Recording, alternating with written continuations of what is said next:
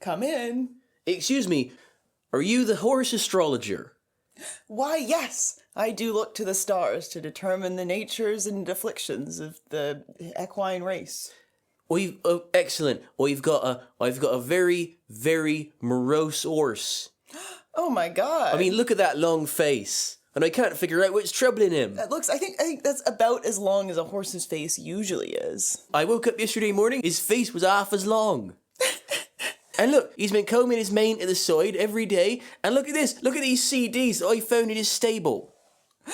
All-time horse? Nay Day Parade? And look at this, Panic at the Stable. Taking Back Sunday? Yes, there's a lot of CDs. You can move on now. We've made our point. Wait, is that the new Lincoln Paddock CD? Lucky horse. I've heard this one's really good. Listen, I didn't come here to discuss with you my horse's musical tastes. I came here to get a horoscope reading. Fine. Alright, I'm just gonna need a few details about your horse to do the readings. Okay. The readings of the stars, which is what the horoscope is all about. So, what was your horse's date of birth? I don't know. Do you know the parentage of your horse? I don't know. Let me think. Any prior medical conditions? I don't know. Do you have any records or information about your horse? Any, documents? A birth certificate? Maybe some tax returns? Social security number? I'm a 13th century farmer, madam. I cannot read. Okay, great, thanks. I think that's all the information I need. Let me just get some charts out. Oh god, I hate this part so much. Okay, so according to my calculations, your horse's zodiac sign is a horse? Did they add that one recently? No, wait, sorry, let me move this paperweight. Oh, that's an Aquarius. Nope. A Sagittarius. That's the one. Classic horse zodiac sign. So essentially, actually, do you mind just stepping into the side room with me? Leave the horse out there. He's got his headphones on. Okay. Essentially, your horse has borderline horsenality disorder. My god. What am I supposed to do? So what does that mean? I don't know. You think you become a horse astrologist by being good at astrology? You think this is what I wanted? All of my schoolmates are doing a human astrology for human health problems, okay? They're helping people with issues like cystic fibrosis and plantar fasciitis and chronic IBS fatigue and IBS. You think horses have zodiacs? You think that any of this is a horse, okay? Just give it some oats. Look, it's a horse. Just put it in the pasture or whatever it is people do with horses. I'm so tired. My wife left me for a human astrologer. I can never measure up.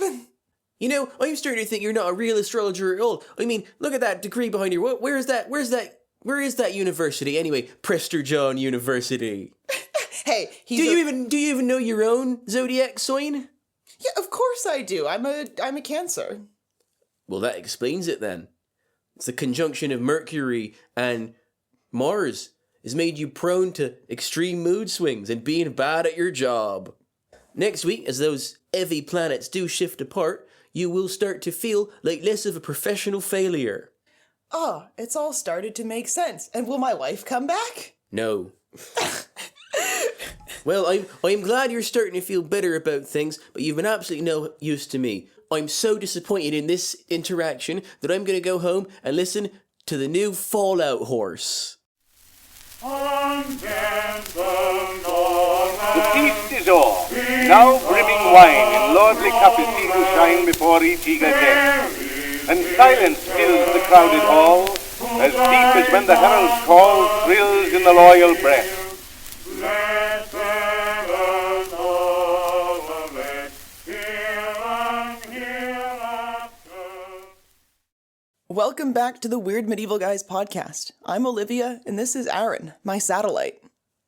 Bum, bum. bum.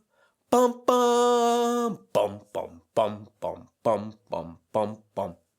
If you couldn't guess from that brief musical interlude and our cold open, we are talking all about space, the stars, and the cosmos in the medieval conception. Yeah, what was going on up there? What did they think Earth was?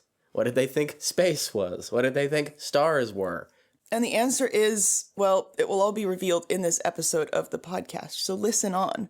And so we'll be talking a bit about what medieval people thought the universe looked like on kind of like a structural level, what they thought it was actually made out of, because they had lots of ideas about that, the actual composition of the universe, and also about how medieval people engaged with this on an intellectual level, how they looked at the stars, what they used astronomy and astrology, to the extent that those were different things in the Middle Ages for, and much, much more. So I think we should just dive right in. Let's get in our rocket ship and let's go on an interstellar journey.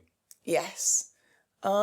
So despite the fact that people in the Middle Ages believed that the Earth was flat. And we stop. Okay. Pause here. We're doing this. Finally, we're addressing it.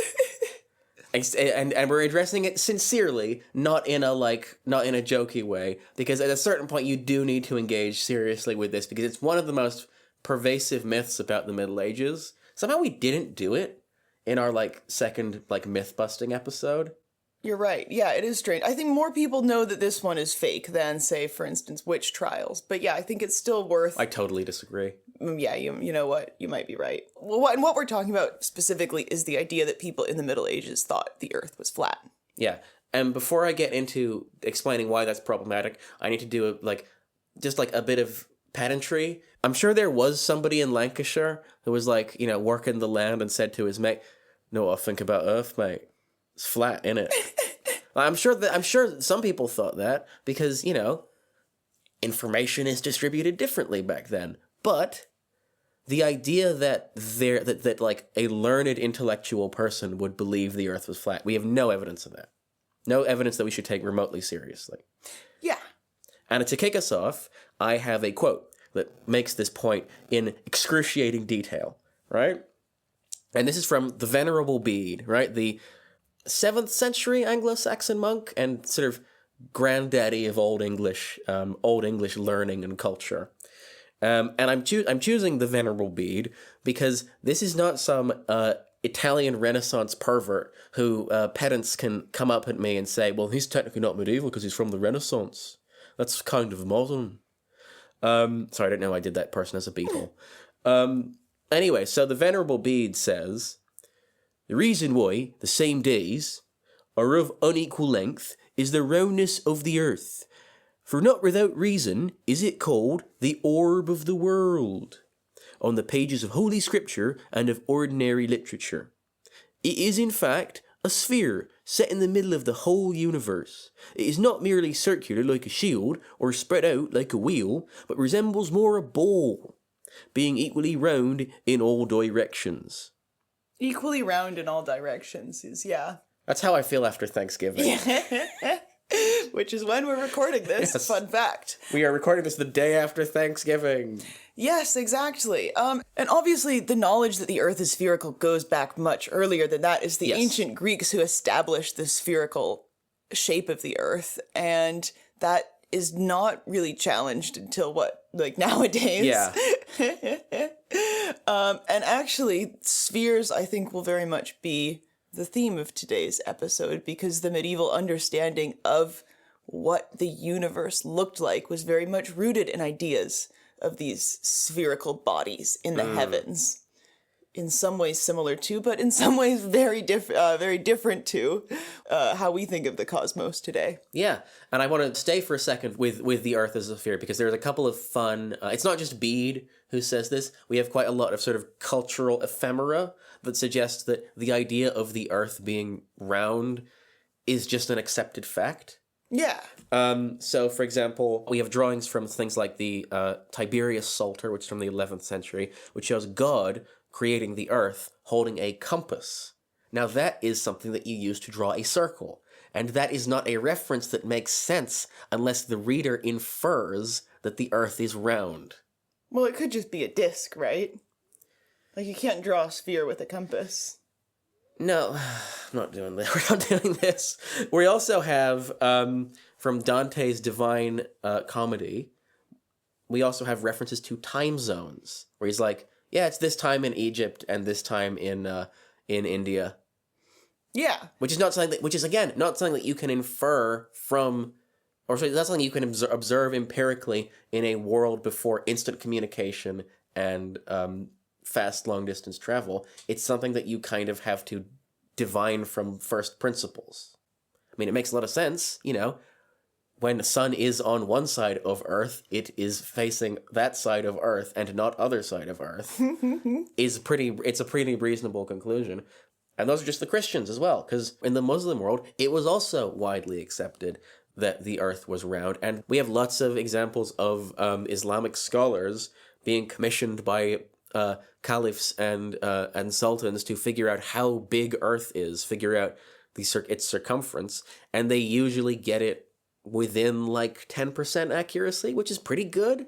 Basically, you do it by sighting the sun in two separate locations, and then you use literally just trigonometry to figure it out. Yeah, exactly. I mean, Eratosthenes calculated the circumference of the Earth in around, I think, 300 BC or thereabouts, with a similar margin of error. So, yeah. And I think one of the themes that we'll come back to a few times in this episode is the fact that despite people working with these extremely primitive tools, they were actually able to infer a great deal of information about the cosmos. Now, they were also able to come up with all sorts of absolutely insane things that weren't true in the slightest, but more on that later. Well, we can do more on that now. True. Because that was the next thing that I want to talk about is Columbus. Because there is a popular myth, which I think, to be fair, people have kind of cottoned on to the fact this isn't true, but it still shows up embarrassingly often in like popular science history. The idea that Columbus sailed to America because he was the only person who understood that the Earth was round and could be circumnavigated. Which is obviously nonsense on the sort of, just on the kind of empirical level of like sailing to America doesn't prove that the Earth is round. It just proves that there's more Earth. Yeah. He never got to Asia. Anyway, so yeah, the idea is that Columbus, the brave, intrepid scholar, faced opposition in court for his grand venture to India because everybody said, oh, you'll just fall off the edge of the world. And Columbus did face opposition from conventional wisdom in court, but not about the shape of the world, about its size. Because his entire argument is, nah, mate, Earth, 25% smaller than you think it is. Yeah, so by this point, the circumference of the Earth was well established and fairly accurate. And actually, as a little bit of a tangent, I almost feel like part of the reason why people think that medieval people had this conception of the world as flat is because we don't see a lot of globes or representations of the Earth that indicate that it's a sphere, really during that time period. But I think what's important to point out is people did know the Earth was spherical, and they thought that the area between Europe and Asia, where we now know the Americas to be, was this vast ocean. And actually, if you think about how big that ocean would be, I think it was in people's minds effectively like the edge of the world. Like there was no way to traverse that. Yeah. And so there was no point in like thinking about the Earth except as this sort of triumvirate of continents, Asia, Europe, and Africa.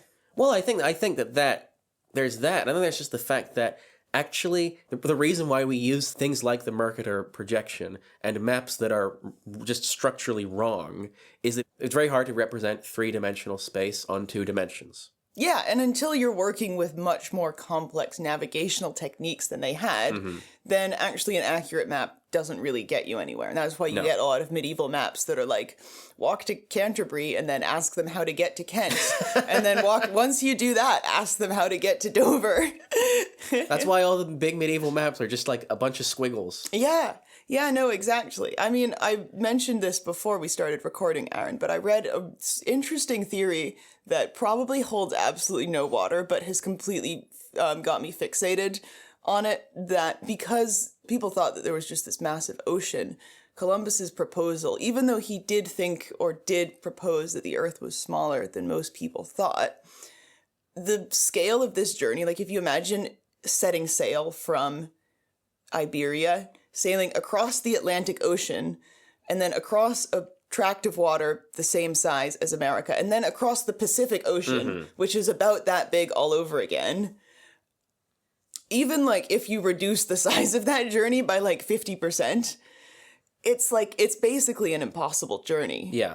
And so I read some really interesting theories that Columbus might have had some sort of suspicion that there might be land, even if it was just like islands or sort of interstitial land masses that he could use to replenish and refresh on his way to Asia.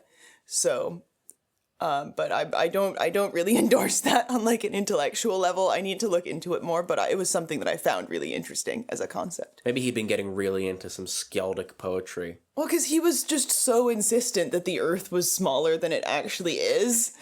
And, like, so insistent because he wanted to sail across this ocean. And, like, even, it's like, mate, you're gonna die either way. Like, how are you this hung up on, I don't know, this incorrect calculation? Well, I mean, part of the reason is that he's a maniac. Well, he's just extraordinarily greedy. Yeah. I think that's the main thing. He wanted to be, but then this is an episode for another episode. But he wanted to be that guy, and unfortunately he became that guy. Yeah, he was that guy to the great detriment of millions upon millions of people. Yep. I mean, that's the thing about Columbus that I find endlessly interesting, is that even people are like, oh, don't judge some historical character by the standards of the time. Okay, let's judge him by the standards of his time. He got fired from being governor of the colony of Hispaniola for being too cruel to the indigenous people and just generally incompetent. Do you know how incompetent and cruel you have to be to get fired from that job in the Spanish Empire? The most ludicrously evil of all the New World empires. Yeah. So we've established, I think, that two things about the medieval understanding of the cosmos, right? Earth round and Earth about as big as it actually is. And I should say that these ideas are broadly shared among the sort of the three Abrahamic faiths. Like, you know, Jews, Muslims, and Christians are all broadly, if you pardon the pun, singing from the same hymn sheet on this.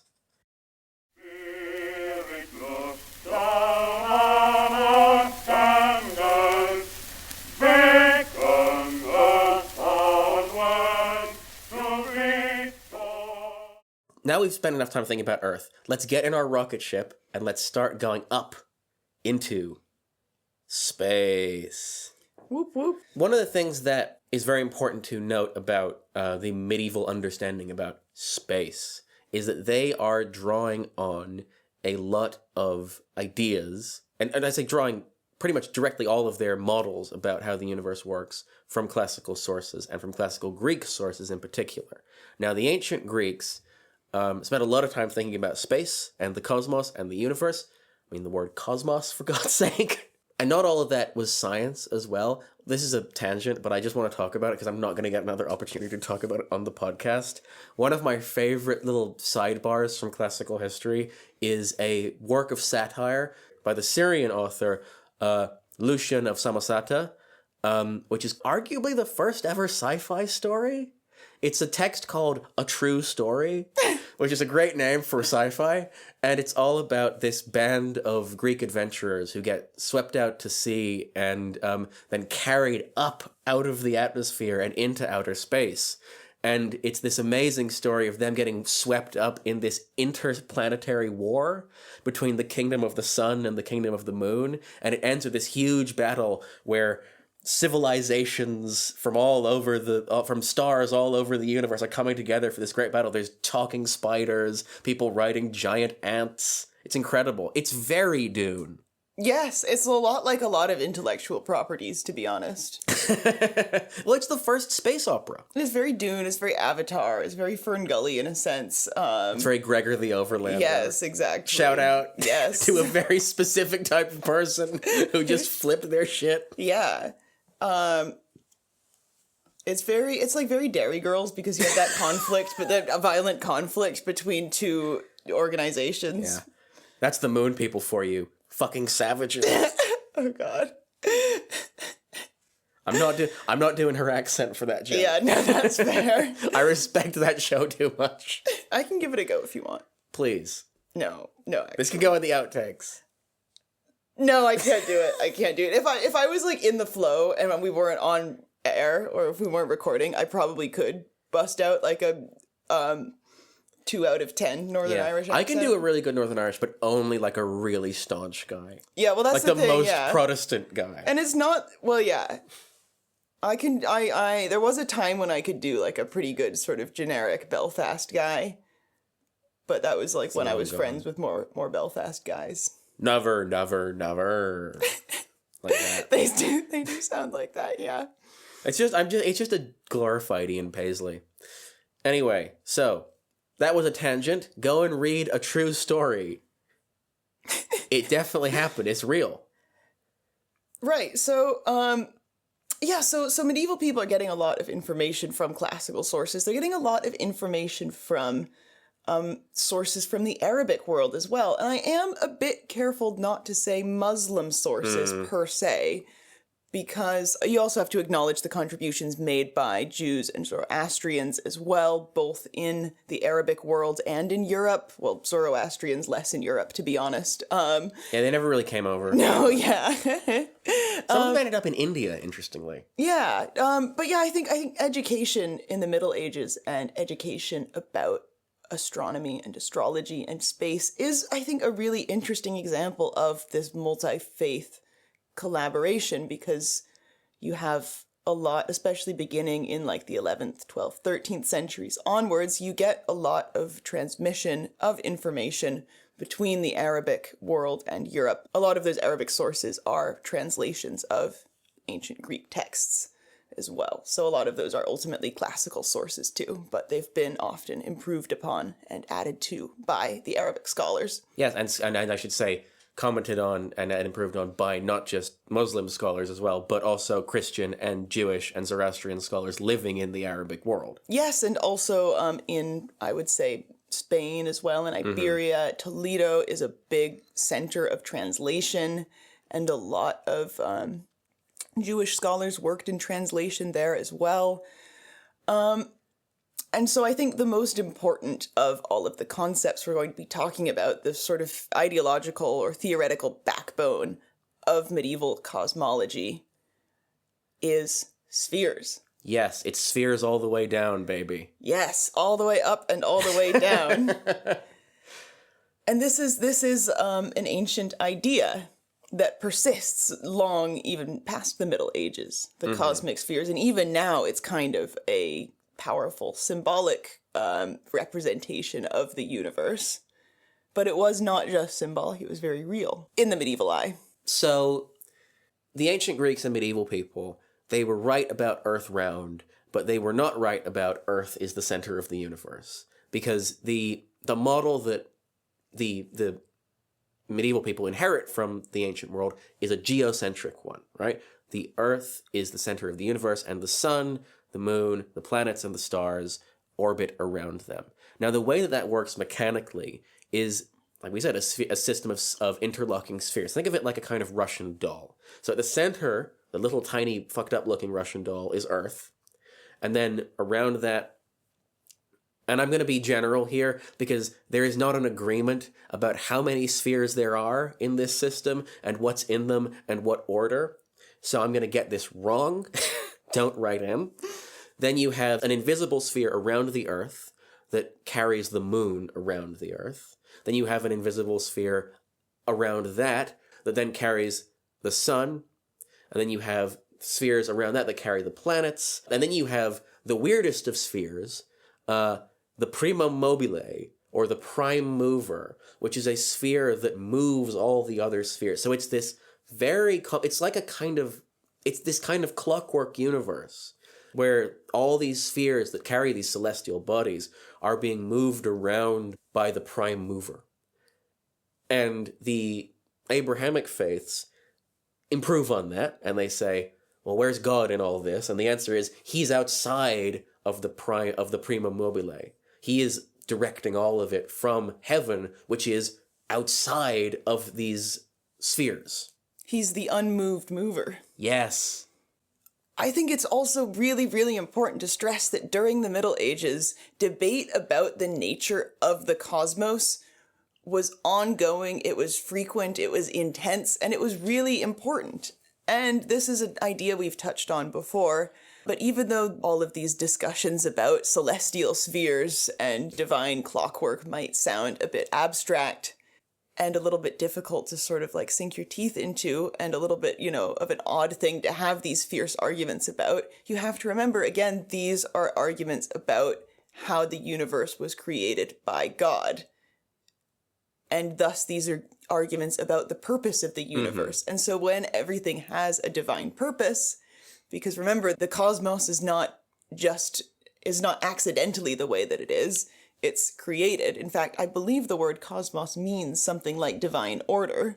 So everything is ordered, everything is hierarchical, and that's not an idea that originates in the Middle Ages, but it is one that they really latch onto in the Middle Ages. Then these are existential questions, and they have implications for life on Earth as well. Well, it's like, it's in much the same way that the debate about evolution in the 19th century was so disruptive and controversial. Of course, questions about the nature of the universe are existential. They are it's the most literally existential thing you can have. Yeah, exactly. And so some of the debates that go on, for instance, there are debates about how many spheres there are. I think the ancient Greeks start out with a ridiculously high number, like 42 or something. And then by the time we get to the Middle Ages, the Arabic philosophers have whittled it down and said there's the same number of spheres that there are planets. So I believe that's usually either 7 or 8. Remember, the sun is also a planet in this case. Yeah, some people add a sphere that carries the stellarum, so just all the stars that you see in the night sky. Yeah. Which are different things from the sun. Yep. And as well, by the time we get on to the High Middle Ages, there are also ideas about the nature of these spheres, what they're made out of. I mean, that also goes back to the classical world. They're often agreed upon to be made out of something invisible and ethereal, literally sort of an ether. And there's also divisions, and again, the hierarchy of the spheres and of Earth in relation to the cosmos is very important because Earth is at the center, so humans are at the center of the universe. But they're also the lowest down, and therefore the furthest from God. Yes, exactly. And so there's an idea that was articulated by someone who we'll be talking about a bit in this episode, I believe 13th century bishop named Robert Grosseteste.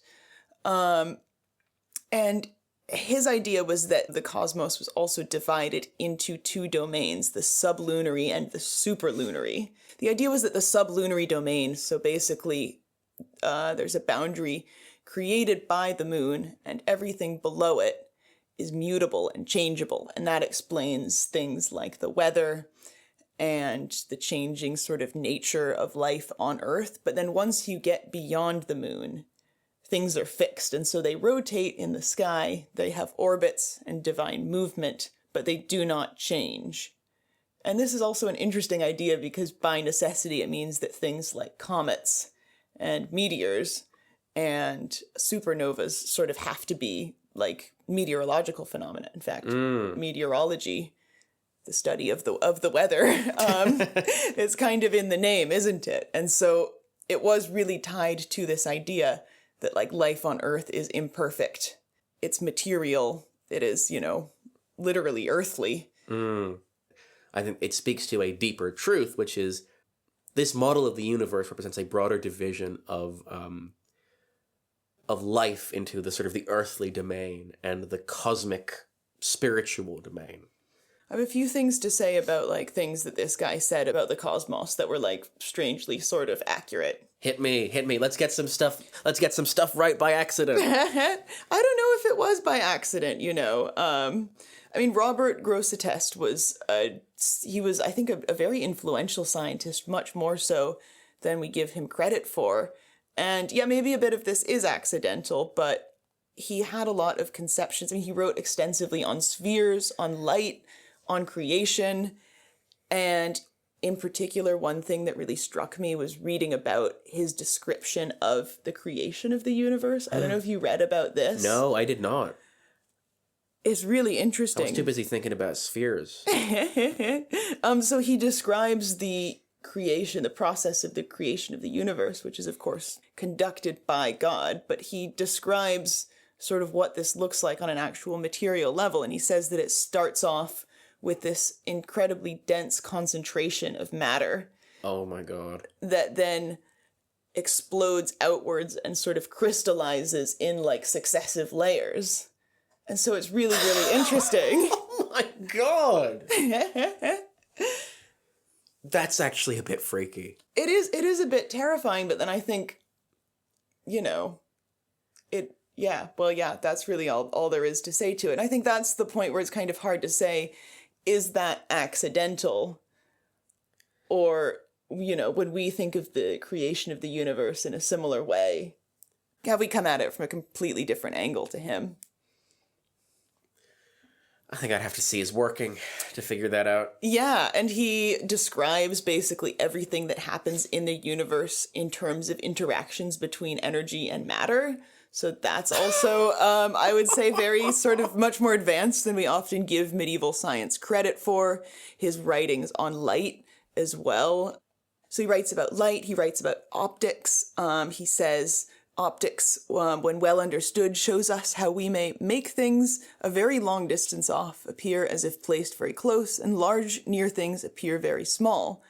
And he talks about how he writes extensively about how lenses work, and about how light essentially works. I mean, some of his diagrams are extremely complex.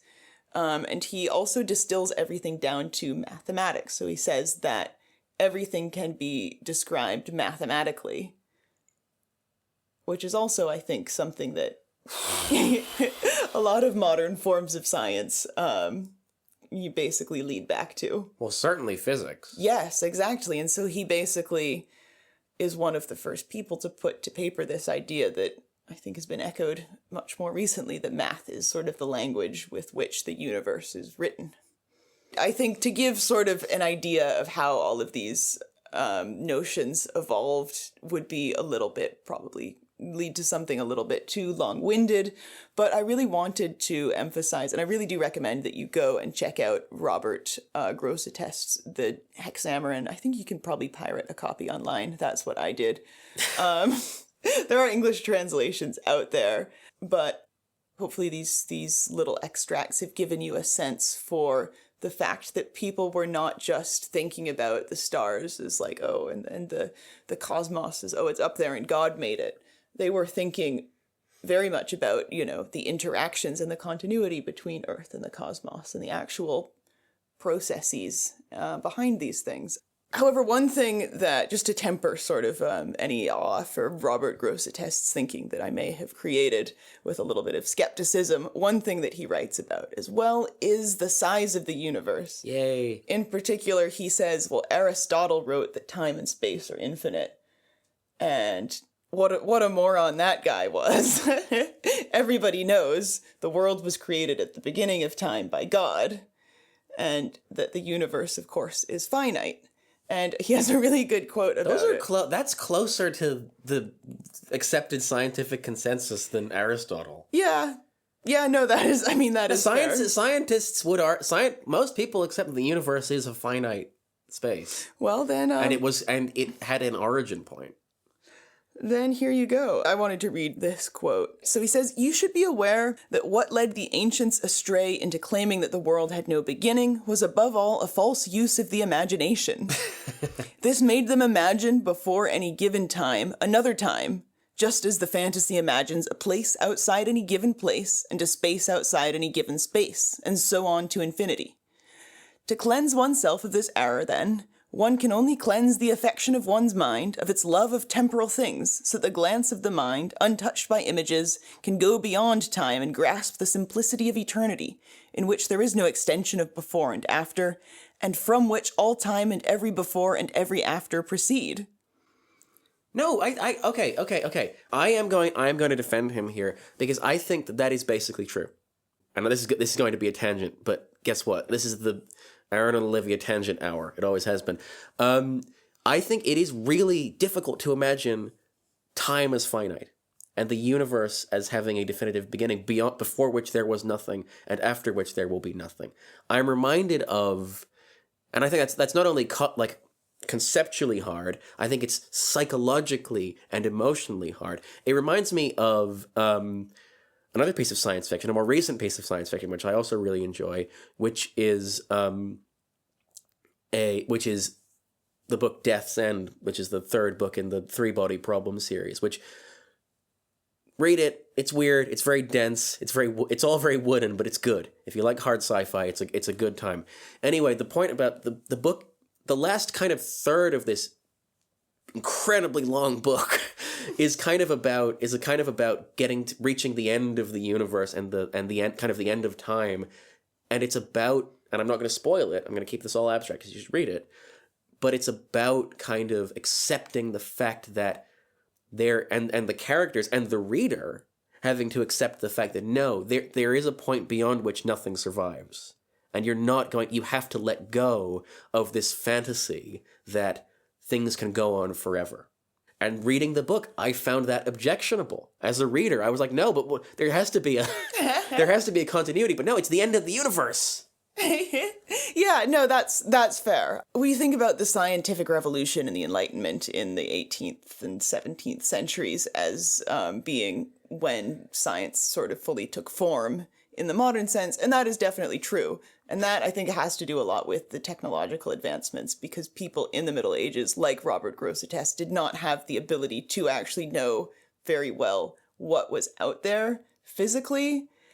And so that's why we still have these descriptions of these, crazy spheres and whatnot. But I think what his writings do go to show you is that philosophically, and he did also, and medieval scholars as well wrote about the scientific process and about, the importance of drawing conclusions based on judgments. And I think as well, these writings about the cosmos show that philosophically people were already grappling with a lot of the issues that we're grappling with now. I mean, infinity and the infinite or not infinite size of the universe is something that I think everybody has sat there and gone through that same process that he describes of thinking, oh, but then there could be something bigger, but then what's bigger than that, and what's bigger than that? And so I think people were already kind of scraping at the ceiling of the universe, so to speak. Never in danger, wail our fathers. Yeah, and to just say one more thing on Robert Grosseteste, which is that what he describes as being the issue with these ancient philosophers and the issue with their line of thinking is fundamentally sort of a misalignment of the imagination with what the universe truly is. And so despite the emphasis that these medieval philosophers and scientists put on empirical judgment and observation when it came to science, I think this still does go to show you that when it came to these more abstract philosophical matters, the backbone of it was still very much that you should be thinking in line with the divine ordering and the divine creation of the universe, and that you need to sort of keep that at the center of your practice. Absolutely, because I think the thing to remember about Robert is that he's a bishop. Yes. He's a scientist, but he's also a bishop. And there's this interesting, not tension, because I don't think they would have thought about this as a tension, but this duality in the way that people like him are talking and writing about the universe, which is, like the on the one hand, the universe as this kind of material, empirically observable thing, and then the other thing is the universe as this divinely ordered thing. And I think there's no better kind of concept that unifies those two things, that brings them together, than the idea of the music of the spheres, which is such a is a concept that has a lot of roots in modern science fiction, but its real origin point is is classical philosophy and classical astronomy. So I'm going to pull here from Cicero and his work, The Dream of Scipio, where he describes what the music of the spheres is, which is essentially the idea that the movement of these cosmic spheres, whatever they're made of, creates this sound, which is this harmonic music, which human ears can't detect, because if we did it, we would flip out. To quote, "So great is the sound of the whole universe." That's how Cicero sounds in my head. Yeah. Actually, no, I think he's a bit readier. Let me take. He is. I mean, his name means garbanzo bean, so you can't play him too straight. So great is the sound of the whole universe, turning at the highest speed, that the ears of man cannot catch it, just as you cannot look straight at the sun, and as your sense of sight is overpowered by its beams. So that's a very sci-fi idea that, like, the planets make a noise that is too devastating for human ears. I mean, we get a little bit of references in culture that suggest that the human ear can't hear it, but the soul can. So when Dante is ascending the spheres in Paradiso, he can hear it. But when he passes Saturn, the sound becomes so unbearably overwhelming because the closer you get to God, the louder the noise is. Anyway, so the reason why I think that the music of the spheres is so important is because what is music? It is something that is produced. It's a physical sensation that we hear through physical processes, and it's produced by physical processes, but it's also ordered. It is also set by an intelligence. At least good music, anyway. Yeah. Whatever music you don't like isn't that. Yeah, absolutely. And music was very important in medieval philosophy and education. So if you were studying at a medieval university, you would be taught the quadrivium, which were the 4 kind of main subjects of the medieval educational doctrine. And the subjects of the quadrivium were arithmetic, geometry, astronomy, and music. And crucially, all of these subjects were considered to be related, although they were hierarchical as well, and astronomy was often placed at the top. Space is cool. Yeah, but I think it's also really important to point out that the Middle Ages were the genesis of a lot of modern music theory. I mean, this is a real sort of mind melter to me, but before the Middle Ages, we have no idea what music sounded like. We know what instruments they had, and we know some things they thought about music, but they did not write down music in a systematic way. Which means that it is theoretically possible that the Beatles didn't actually write their own music. They just found some old papyrus. Time travelers. They found some old papyrus scrolls. No, crucially, they didn't. There are no old papyrus No, scrolls. that's right. Sorry. Yeah, no, we're time travelers, Ringo. We've come from the future. Yes, this song is called Hey Judea.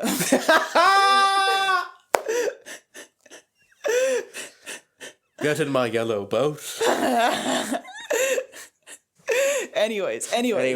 My point being that in the Middle Ages, people really began to think systematically about music and about modes and rhythms and form in the way that these could be described and expressed mathematically. And so music was seen as a sort of high form of science. The science of bangers. Yes, I mean, basically.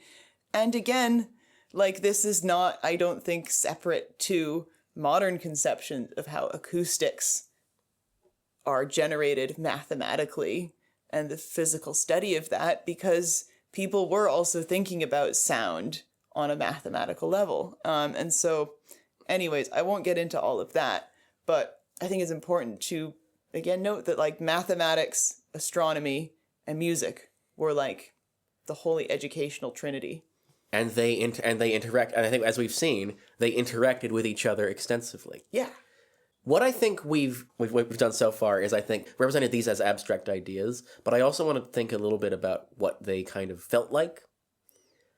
And one of my favorite medieval cultural depictions of the universe is from the end of one of Chaucer's lesser-known poems. This is not the Canterbury Tales. Troilus and Cressida. And so at the end of the poem, Troilus, a Trojan soldier, dies in battle, and Chaucer writes this really remarkable description of his spirit ascending towards heaven and leaving earth.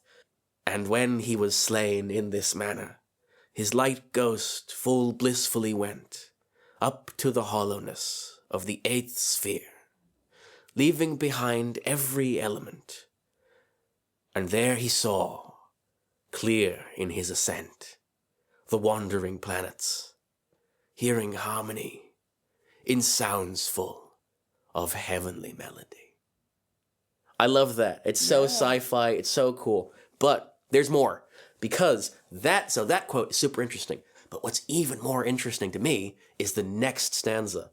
Because as Troilus's spirit is ascending and he's hearing the music of the spheres, he looks down and sees Earth. And I'm just going to read this. And down from there he spies this little spot of earth that with the sea is embraced, and begins to despise this wretched world, and hold it in vanity compared with the true felicity that is heaven above. And at the last, down where he was slain, his gaze is cast. Now that is an incredible image. That is the blue marble. That is the famous image of the Earth from space. Transplanted, the better part of a millennium before it could actually be captured in image. It's being depicted here in much the same way as this kind of, it's crazy. Yeah, it is. I think it's one of those things that, in general, all of this is if like me, you're not that smart, you just can't think about it too hard because it starts getting so stressful. But then, thinking about, I don't know, the waves of the harmonics that they studied, because they studied a lot of harmonics in their music theory, and the ways that planetal orbits can be described by these sinusoidal waveforms that are also the harmonic. Because we use words like harmonics nowadays in modern physics to refer to planetary motion. And that's basically, I don't know.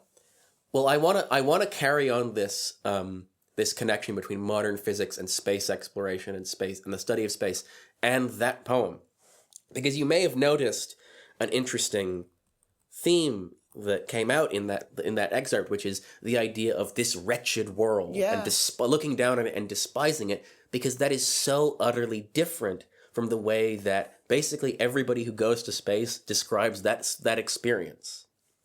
So I have a couple of quotes here from people who've been to space. Including, so I've got one here from Lauren Acton, who, shout out to Lauren Acton, like my co-host, a real-life Montanan. Yes. They sent a Montanan to space. And somehow he actually wanted to come back. To Montana. So he says, looking outward to the blackness of space, sprinkled with the glory of a universe of lights, I saw majesty, but no welcome. Below was a welcoming planet. There, contained in the thin, moving, incredibly fragile shell of the biosphere, is everything that is dear to you, all the human drama and comedy. That's where life is. That's where all the good stuff is. And I have another quote, actually, from a Soviet cosmonaut, Alexei Leonov, who was the first spacewalker, who describes the Earth when he looked at it. The Earth was small, light blue, and so touchingly alone, our home that must be defended like a holy relic. So here in both of those quotes, and in a lot of other sort of quotes, because I did a lot of reading of people who had been to space, and I picked those two because I felt like they made a really good contrast to Chaucer, in that the idea that the good stuff is on Earth and the Earth is holy is something that seems to be a visceral, almost physical reaction that people have when they actually see this. But the medieval mind, when constructing that image from whole cloth without any sort of empirical experience of it, is carrying all of these assumptions about the Earth being this wretched place that you have to sort of survive to get to the good stuff. And so the image is fated with such a different reaction. Yeah, because they're on their way somewhere better. Yeah. I think people who have been to space realize, it's not that much out there. There's nothing. There's not that much to do. Mom, I'm bored. Can we go home? Yes, it'll take 52 days. Yep.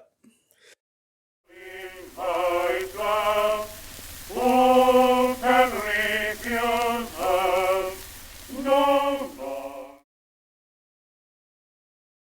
So, there is an extra level of complexity to the medieval model of the universe, which is the idea that the movement of these celestial bodies can have an impact on human events. Which I think, given the stuff that we've already outlined in this episode, is not too big a leap. Now, this study, this science, is still with us today, and it goes by the name of... Astrology. That's right. Now, again, this wasn't invented in the Middle Ages, but this idea of the ordered universe fit in so well with the idea of in God's intelligent creation. And so even though we might think of astrology today as being somewhat incompatible with Christianity, it was not the case in the Middle Ages at all. And in fact, this was something that went on even beyond the Middle Ages, the Christian interest in astrology. Yeah, I mean, the Western astrological model with, like, you know, the 12 signs, and one of them's a crab, and one of them's two dudes, and so on. This comes from ancient Babylon, and then was appropriated by Hellenistic culture when when Babylon was conquered by Alexander the Great, and then the Islamic world picked this up when they conquered the sort of the Middle East in the early Middle Ages, and my God, Islamic scholarship got very into this. The caliphs absolutely loved astrology. They enthusiastically sponsored the translation of the classical Greek texts, the classical Greek scientific texts on astrology into Arabic. Yes, and actually I believe it was a Muslim philosopher who first described the distinction between astrology and astronomy. So if I understand this correctly, actually before this, they weren't really perceived as different fields at all. There was a continuity between the planets themselves and the celestial bodies and the effects that they had on Earth. But I believe it was Avicenna, so he was a 10th, 11th century Muslim scientist, and he was the one who put this in more formal terms, so saying astronomy is the study of the planets themselves and of the heavenly bodies, and astrology is the effects, the study of the effects that those heavenly bodies will have on Earth and on specific terrestrial affairs.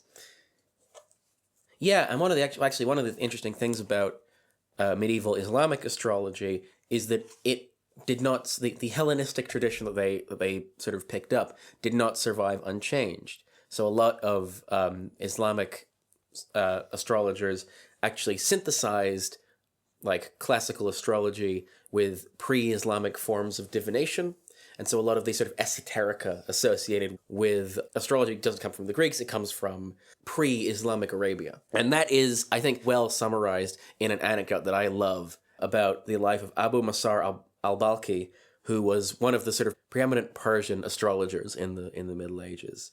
So the Middle East in this period, because astrology is kicking off in a big way, is not just full of legitimate professional academic astrologers like Abu Masar, it's also full of charlatans, chancers, slip and jimmy types.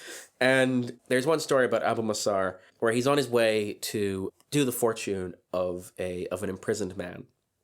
And on his way to work, Abu Masar sees a fraud in the street trying to draw people in and get him to pay them to read their fortune. And he can tell, as a true professional, this guy's full of it. So he decides to mess with him a bit. He goes up to the fake astrologer and he says, okay, tell me what I'm going to do today. And the fake astrologer says, well, actually, you're going to look into the affairs of a prisoner, but that when you get there, the prisoner will be freed. And Abu Masar is like, well, that was weird. And he goes to meet with the prisoner and he finds out that the prisoner has been freed. So he freaks out, and he reportedly says one of my favorite quotes of all time. If I do not know how this charlatan predicted correctly, I will lose my mind, tear up my books, and believe in the falsehood of astrology. So he rushes to find the fraudster, and he asks him, how do you do it? How did you do it? And the fraudster says, I'm going to be real with you, man. I don't know anything about astrology. He's like, I don't even know enough to concoct a convincing explanation. He actually says, and I quote here, I lie and deceive women, and I place in front of me this dust board, this astrolabe, and this ephemeris. And so sort of he pretends to be performing astrology, but in fact he's using under the table, he's using traditional Arabic divination to figure it out. Now we get a couple of tidbits from this story, which I love. One, the coexistence of traditional Arabian divination and Hellenistic astrology, and two, the fact that women are disproportionately into astrology, even in early medieval Persia. It's always been like this. I was saying to Olivia before the show that my belief in astrology varies hour by hour and is directly proportional to my proximity to a beautiful woman who wants to talk to me about astrology. And if you're thinking, oh, well, medieval Christians, how could they accept astrology fully? Because it's this practice that seeks, in many ways, to sort of create some kind of predeterminism, or to express some kind of predeterminism of people or actions or movements. And surely people shouldn't be trying to dabble in that type of thing. And the answer is, well, yeah, a lot of medieval Christians and medieval people in general hated astrology, and they thought it was heretical, and they thought it was this gross human transgression into the divine, sort of stepping on God's toes, basically. And another important bit of context is that astrology really has a boom in the late Middle Ages, when at kind of the same time that necromancy does, if you remember the witches episode, because this version of astrology comes over from the Islamic world as part of that same package of science, but also of demonology. And so there are a lot of reasons for learned Christians to be heavily skeptical of the whole enterprise.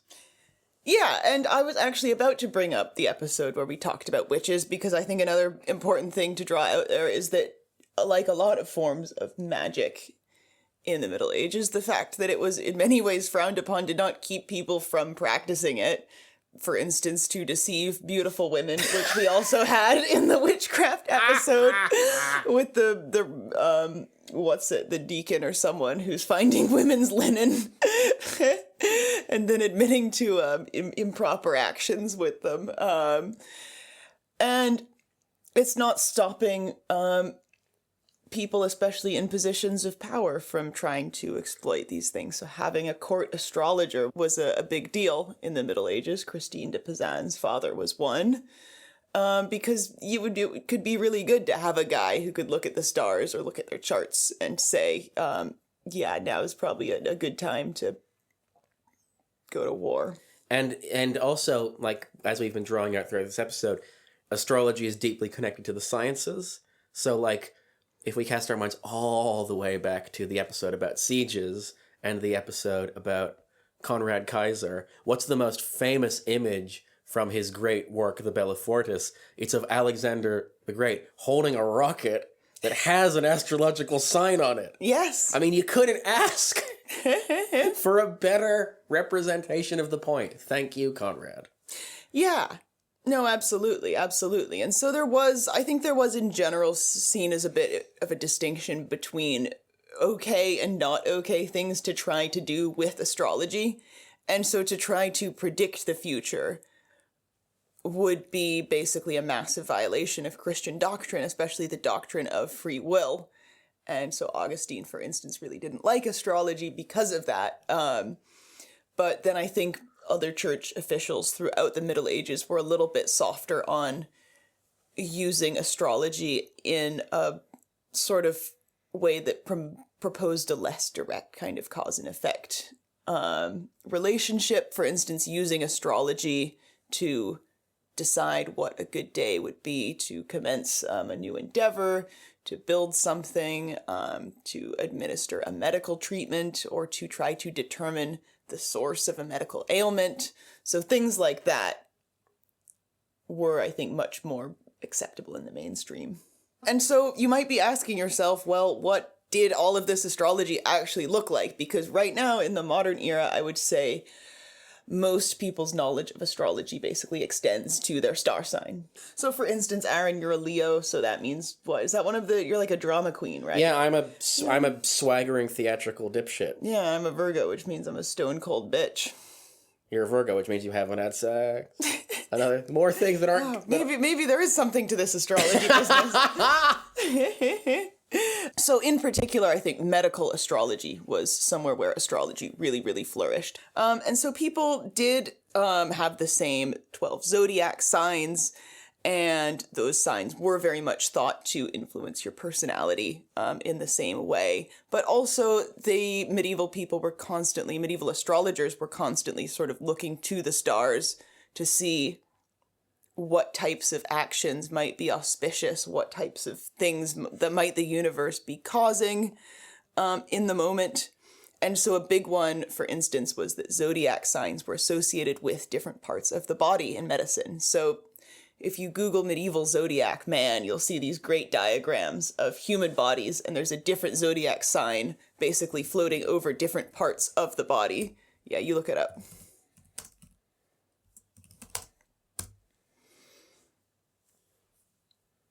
Well, that's upsetting. Yeah, and so we've got Aries, which is associated with the head. And so if you have, for instance, issues with your eyes, or if you have a headache, then, or chronic head problems, then you might want to administer treatments in particular in the month of Aries. Or you might say this has been caused by the movement of a particular planet through the constellation of Aries. Because all of the planets also have associations. Taurus associated with your neck. I really want, just to be clear, I really want people to pull up this image so they can really connect with this. Because I'm looking right now at a representation of a 15th century Welsh manuscript.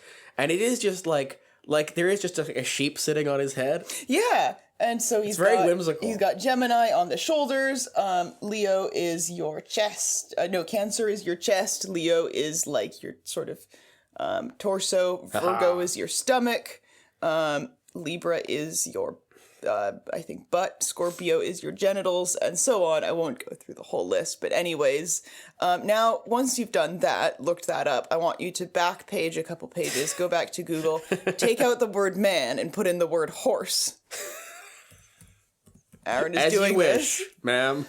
So we also got the zodiac horse. So also, this Horsoscopes. So you could also take your horse's horoscope to try to work out what ailments a sick horse might be suffering from. That one, yeah. Oh my god. So yeah, we also have like a horse with a scorpion in between its hind legs. Seems uncomfortable and dangerous. And a sheep on its head, and so on. And a lot of this also tied into humor theory. So the medieval medical theory, believed in the Middle Ages, again, not developed in the Middle Ages, not constricted to the Middle Ages, but the belief that a lot of health had to do with different fluids in your body and how well those were balanced. So, for instance, one of the horse recommendations was, since Taurus, I believe, governs like the shoulders, don't let blood from your horse's shoulders during the season of Taurus.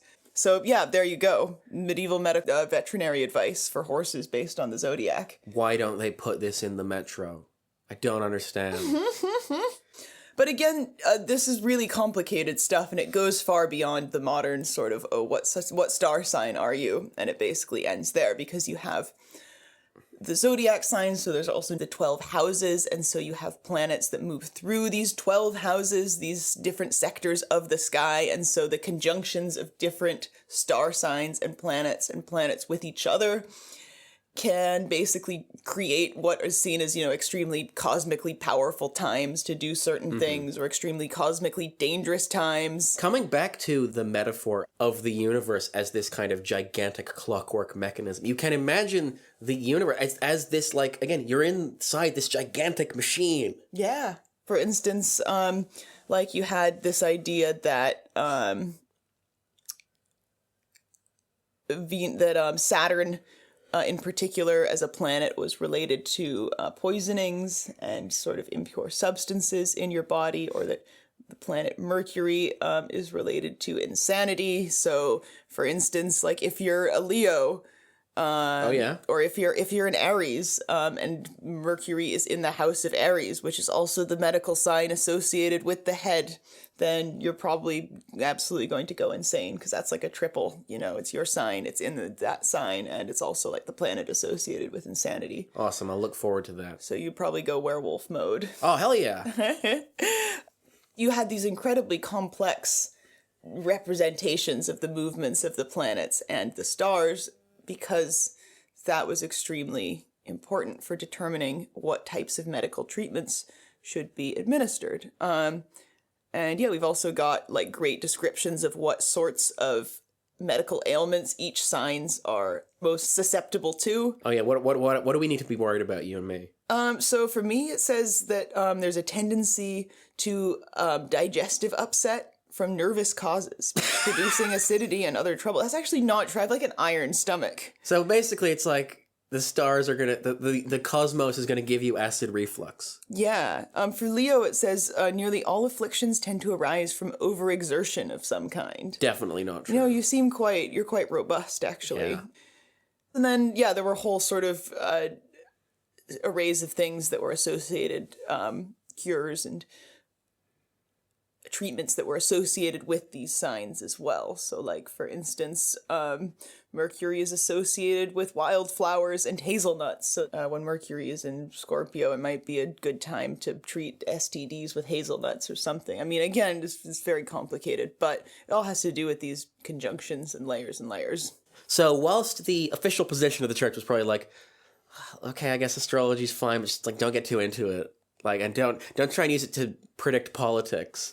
We know from we know from one particular astrologer's notebook that people definitely did use astrology to try and predict the future.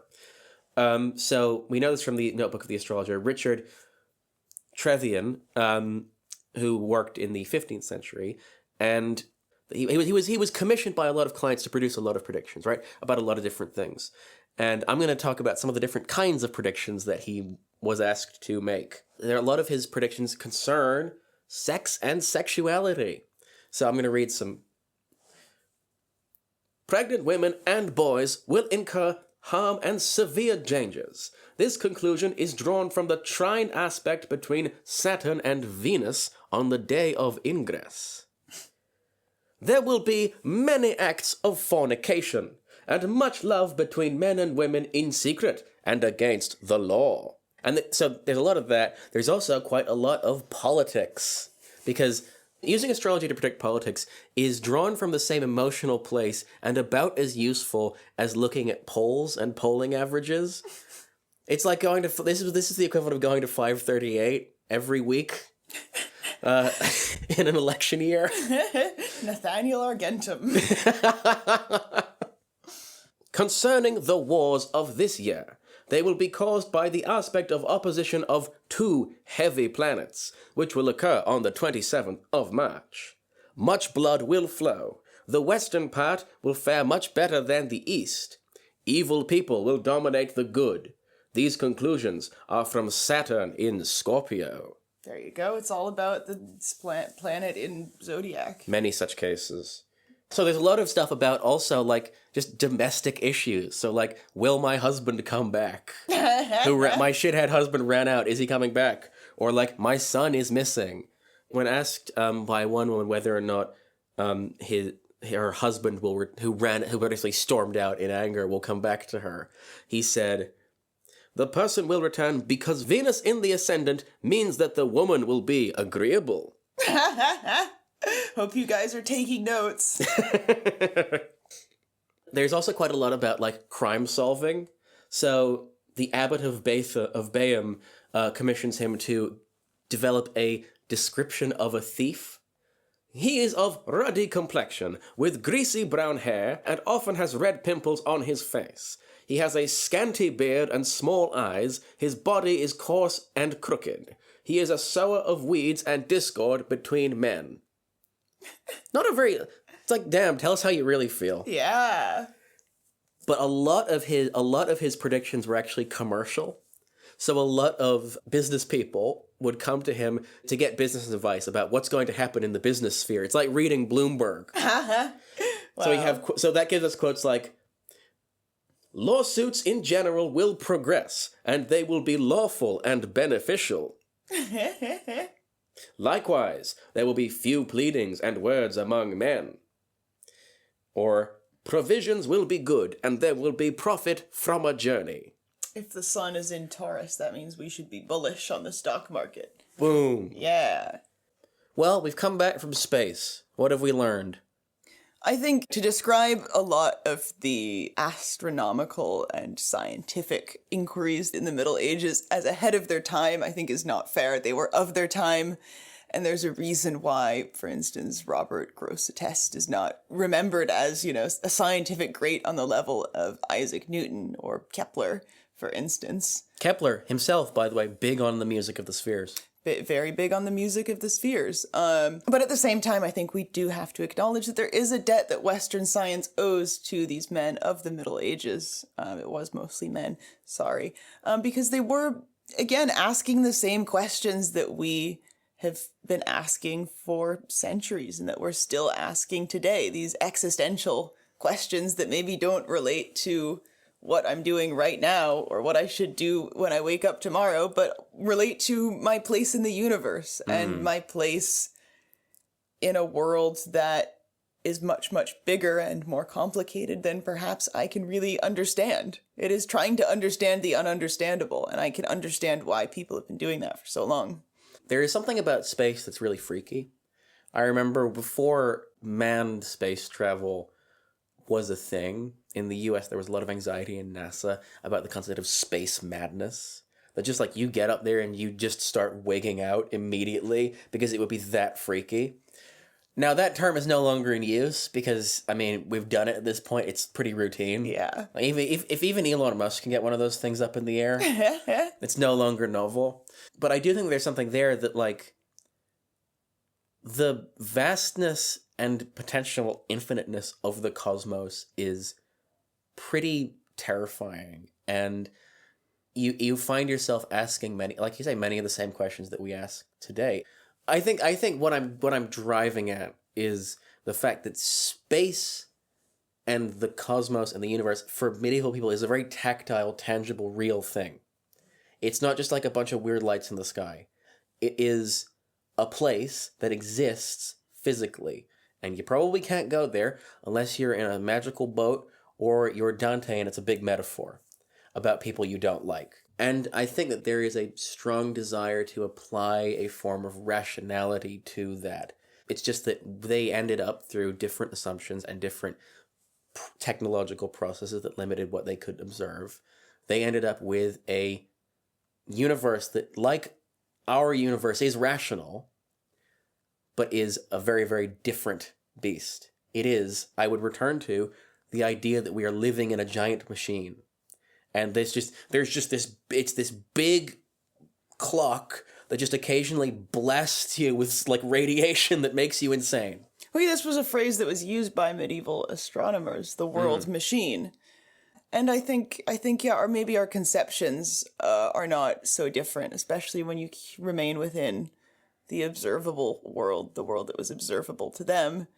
The idea that we live in a sort of set of concentric rings that are traversed by the planets and the cosmic bodies is not that far off. It's pretty understandable how they could have gotten to that point. And I think what the big difference really is the sense of purpose and the sense of divine sort of placement of all of these things. Because Robert Grosseteste warned about the idea of infinity and grappling, thinking that you as a human could grapple with the idea of infinity and with the notion of conceiving of a space and then a space beyond that and beyond that and beyond that and so on.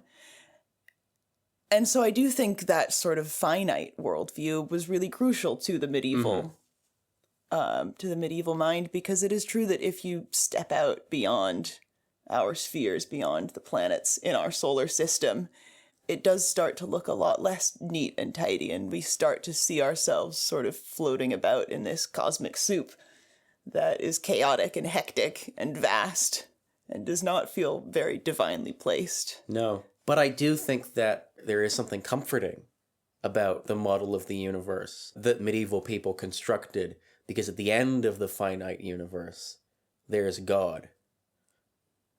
At the end of our finite universe, who knows what's out there?